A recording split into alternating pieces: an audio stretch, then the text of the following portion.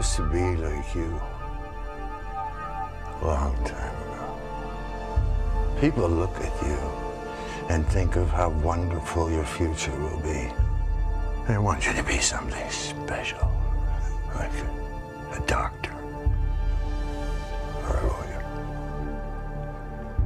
I hate to tell you this, but if you grow up here, you're more likely to wind up selling your bodies on the streets or shooting dope from dirty needles in a bus stop.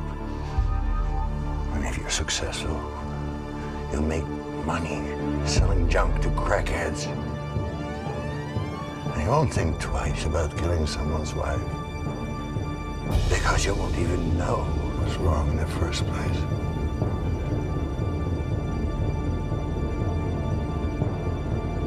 Maybe you'll end up like me, a hobo with a shotgun.